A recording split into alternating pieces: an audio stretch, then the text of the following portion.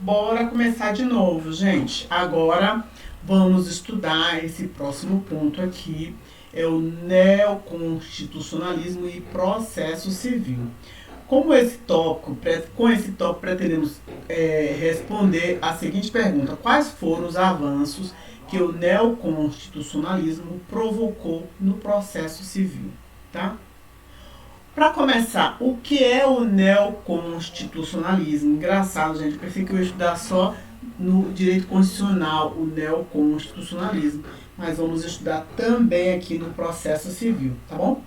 De antemão, é importante frisar que não há um movimento neoconstitucional uníssono, pois essa vertente intelectual é composta de uma diversidade de posições filosóficas e políticas, como aponta a doutrina ao discorrer sobre o tema.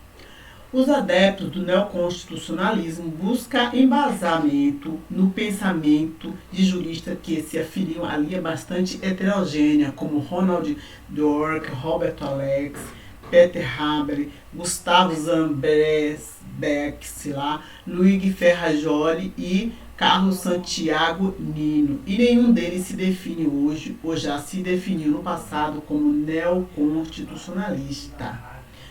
Tanto dentre os referidos autores como entre aqueles que apresentam uma como neoconstitucionalista, constata-se uma ampla diversidade de posições filosófica e filosofia política. Há positivistas e não positivistas, defensores da necessidade do uso do método na aplicação do direito e ferrenhos opositores do emprego de qualquer metodologia na hermenêutica jurídica. Adeptos do liberalismo político, comunistas e procedimentalistas.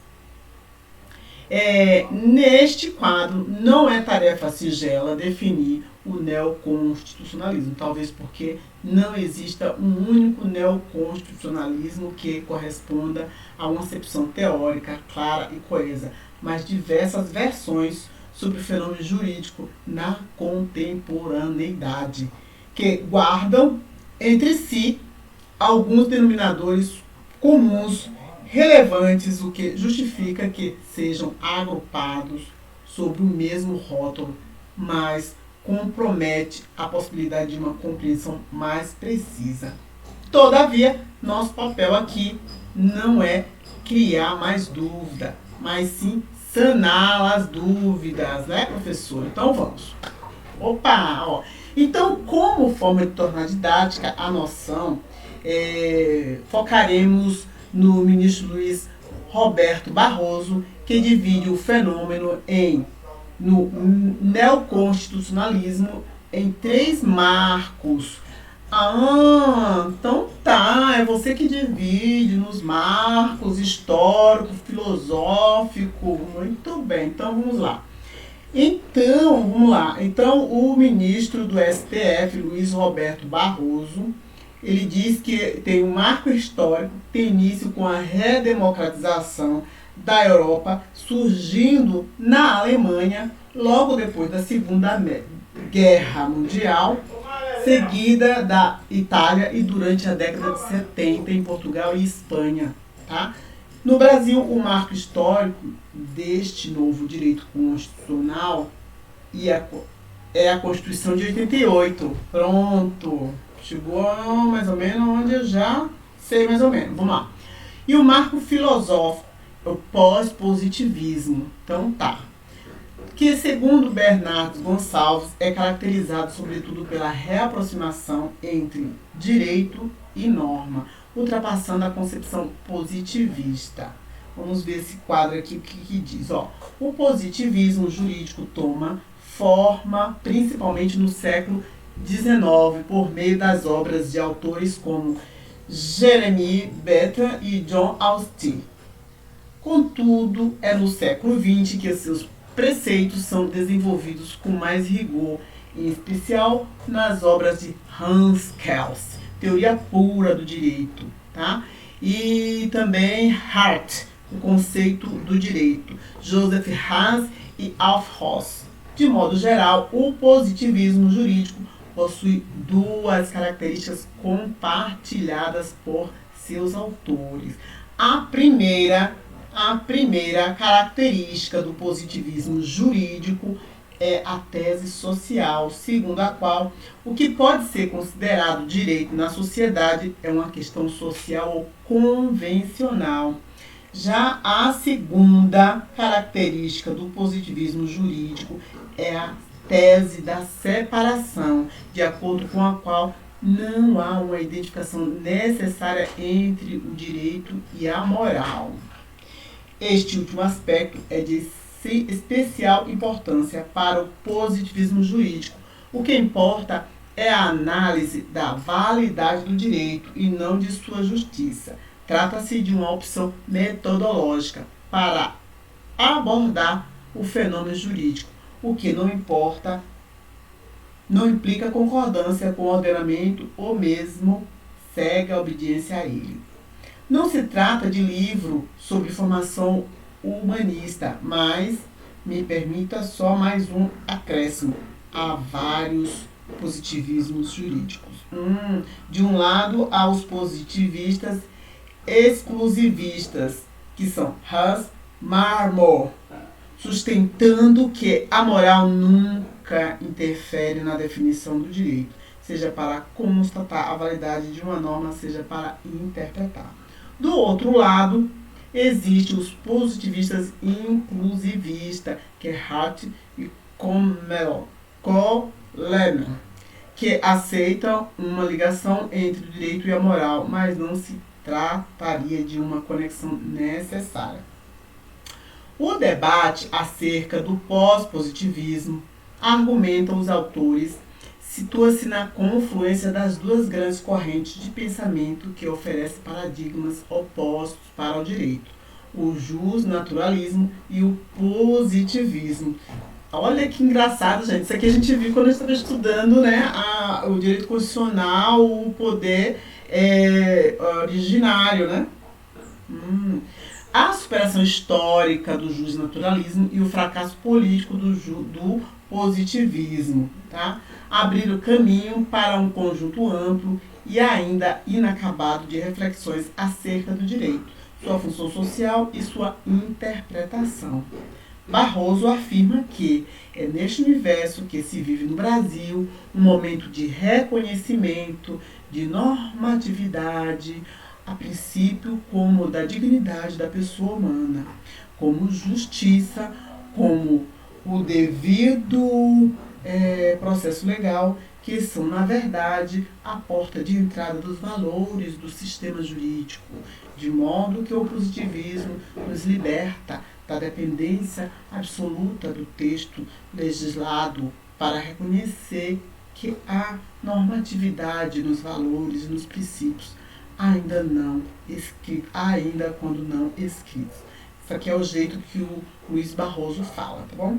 Após a Segunda Guerra, tornou-se célebre a fórmula de Gustave Hambut, sei lá que esse nome é esse, segundo o qual a extrema injustiça não pode ser considerada direito. Sim.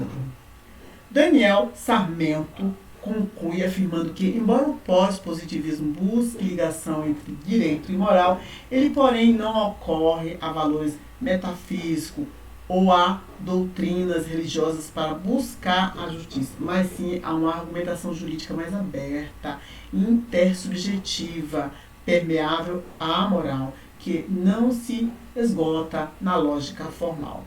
Agora nós vamos aqui para o terceiro, que vocês viram aqui, ó. Vamos lá, bem no início, ó. Então, Luiz Barroso tem três marcos fundamentais, que é marco histórico, o filosófico e o marco teórico, tá? Histórico, filosófico e teórico. No plano teórico, três grandes transformações modificam o conhecimento convencional relativamente à aplicação do direito constitucional. O reconhecimento de força normativa à Constituição, isso é muito importante a gente saber, tanto aqui como lá no constitucional. A expansão da jurisdição constitucional, o desenvolvimento de uma nova dogmática da interpretação constitucional, tá? Falaremos mais tarde, mais à frente, sobre esses 3 tópicos do marco teórico. Então, vamos falar sobre o marco teórico, viu, pessoal? Espera aí. De todo modo, adiante-se que deste terceiro marco teórico, é possível afirmar que, ao reconhecer a força normativa da Constituição, surge o fenômeno da constitucionalização do direito, podendo ser bipartido em 2 vetores. Primeiro vetor, constitucionalização inclusa. Constitucionalização inclusa. Vários institutos que antes não eram previstos na Constituição passaram, com a Constituição de 88, serem nela arrolados. Por exemplo, união estável, tutela do meio ambiente, tutela do consumidor, realmente. Tutela do consumidor veio em 88 com a Constituição. É só lembrar, mas tutela do meio ambiente eu não sabia não. E união estável também não tinha antes. Bom, houve, pois, uma inflação de assuntos abordados por nossa Constituição analítica. Até a classificação da Constituição estamos aprendendo aqui, viu? O que favorece a chamada ubiquidade constitucional, isto é, a onipresença da Constituição em todos os ramos, gente, do direito. O direito processual constitucional, segundo Dinamarca, é exteriorizado mediante a tutela constitucional do processo, formada pelo conjunto de princípios e garantias, estando presente nos seguintes artigos. Minha gente, olha isso. Tutela constitucional do processo ela está formada pelo conjunto de princípios e garantias, estando presente nos seguintes artigos. Olha só. Devido ao processo legal na Constituição, gente, no artigo 5º, contraditório, duração razoável do processo, inafastabilidade da jurisdição, motivação das decisões e publicidade. Isso daqui é tutela constitucional do processo. Que interessante. Isonomia, também no artigo 5º. Proibição de produção de provas ilícitas, artigo 5º. Que famoso esse artigo 5º, viu? Bem, a jurisdição constitucional das liberdades. Olha só. Então, vamos voltar aqui, tá? Que é o direito processual constitucional, segundo Dinamarca, é exteriorizado mediante a tutela constitucional do processo. B. Jurisdição constitucional das liberdades, composta pelo arsenal de meios predispostos pela Constituição para conferir maior efetividade ao processo e dos direitos individuais e grupais, tais como mandado de segurança individual e coletivo, ação civil pública, ADC e ADPF, exigência de juizado especial, pessoal. Ainda temos aqui mais o constitucionalismo releitura. Os institutos de todos os ramos do direito devem, para uma interpretação adequada, passar pela filtragem constitucional, na feliz expressão de Paulo Bonavides. Ontem, os códigos, hoje, a Constituição.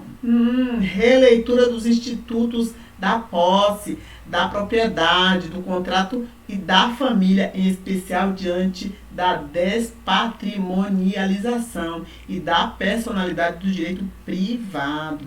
Releitura também do devido processo legal, no artigo 5º, inciso 54 da Constituição, que além de dever respeitar o procedimento imposto pela lei processual, que é o devido processo legal formal, deve ser justo, visar a solução mais efetiva e correta possível, né, utilizando-se da proporcionalidade, razoabilidade, devido processo legal, que é substancial. Bora, pessoal, vamos acordar. Acorde. Cabe efetuarmos um alerta. Muitos autores utilizam os termos pós-positivismo e neoconstitucionalismo como expressões sinônimas. Contudo, é possível fazermos uma demarcação mais nítida entre os fenômenos, principalmente no que atine ao papel do judiciário para ambas as teorias. Para Sarmento, é possível, todavia, esboçar uma distinção entre as teorias do pós-positivismo e do neoconstitucionalismo, atinente à posição do protagonismo judicial na esfera constitucional. Os autores identificados como pilares da teoria neoconstitucionalista são Ronald Dworkin, Robert Alexy e Gustavo Zagrebelsky. Defendem, em geral, esse arranjo institucional que fortalece o papel do poder judiciário no Estado contemporâneo. É verdade que esses mesmos autores são também identificados como expoentes do pós-positivismo. Todavia, há também entre os pós-positivistas autores mais reticentes em relação ao protagonismo judicial, como Jürgen Habermas. Assim, enquanto os neoconstitucionalistas defendem uma interpretação que reforce o papel do judiciário no Estado contemporâneo, escudando um papel de garantidor e concretizador dos princípios e garantias fundamentais constitucionais, os positivistas, a seu turno, seriam apenas aqueles que acreditam que há uma conexão necessária entre o direito e a moral. Então, algumas questões vamos falar que os neoconstitucionalistas que pensam que é o direito e a moral, não, são os pós-positivistas. Bom, assim, na linha proposta por Daniel Sarmento, nem todo pós-positivista é neoconstitucionalista e vice-versa. Nem todo neoconstitucionalista é pós-positivista, tá bom? Para tanto, podemos citar o exemplo de Dworkin e Alexy, que, além de pós-positivistas, sustentarem existem uma ligação entre direito e moral. São também adeptos do neoconstitucionalismo, ao reconhecer um papel de guardião ao poder judiciário na concretização de valores e garantias fundamentais, com maior interferência do poder executivo e legislativo.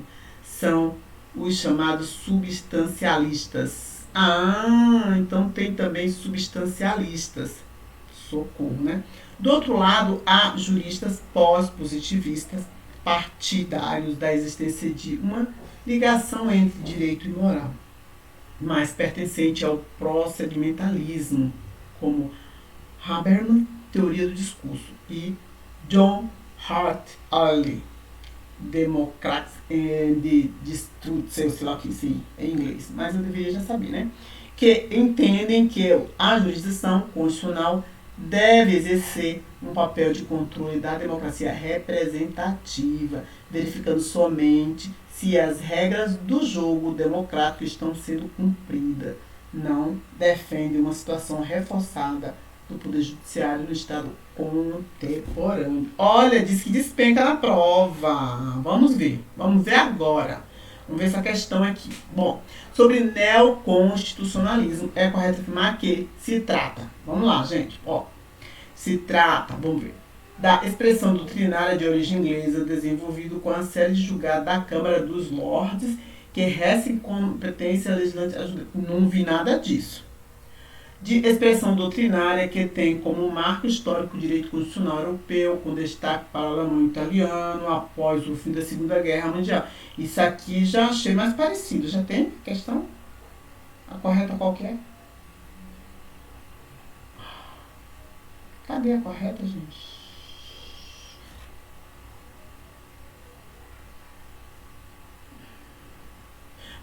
Bom, não sei não. Vamos lá. Do novo constitucionalismo, a expressão doutrinária que tem origem no marco histórico, no direito brasileiro, com a recomendação de inovação constante da Constituição de 46. Na expressão doutrinária de origem anglo-saxã, não falou nada disso. Bom, eu ficaria com a B, mas o que comentário? Vimos na parte geral que o neoconstitucionalismo tem como marco o direito europeu da segunda, do segundo pós-guerra. É onde está falando aqui, né? do segundo fim da guerra, não é isso? Vamos ver aqui, essa daqui. No neoconstitucionalismo passou-se da supremacia da lei, a supremacia da Constituição com força, com ênfase na forma do texto constitucional, na concretização das normas constitucionais.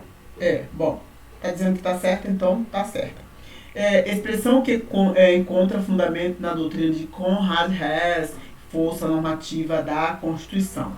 O constitucionalismo passou da supremacia da lei à supremacia da Constituição, força da Constituição, ênfase na força normativa do texto constitucional.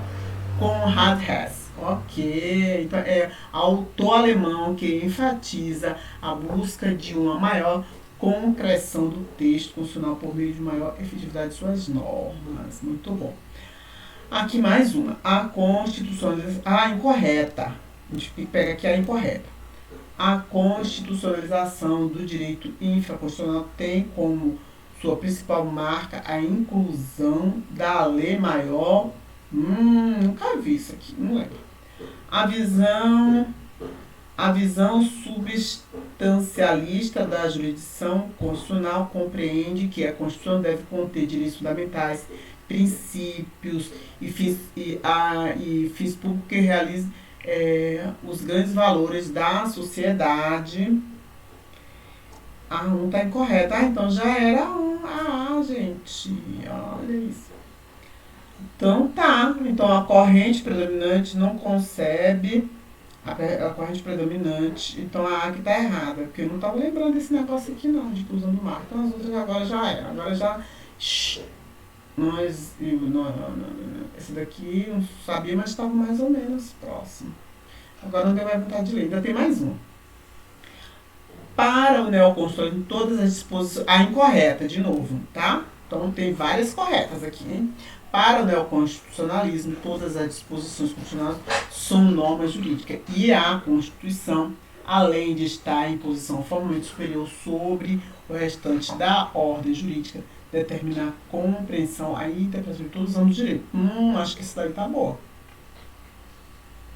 Visão substancialista da Constituição conduz no controle de constitucionalidade a uma postura mais deferente acerca da decisão do poder público? Não sei, gente, tá estranho. Para os procedimentalistas, a jurisdição constitucional tem o papel exclusivo de assegurar os pressupostos necessários ao bom funcionamento da democracia. A Constituição de 88 enquadra-se na categoria das constituições dirigente. Enquadra, mas porque ela de estabelecer a estrutura básica do Estado e de garantir direitos fundamentais e impõe ao Estado diretrizes e objetivo principal tendente a promover a justiça, a igualdade substantiva e a liberdade real. É dirigente, mas eu não sei se o restante tá certo não, gente. É a B que tá errada, ó. Aqui, ó. A B que está errada, né?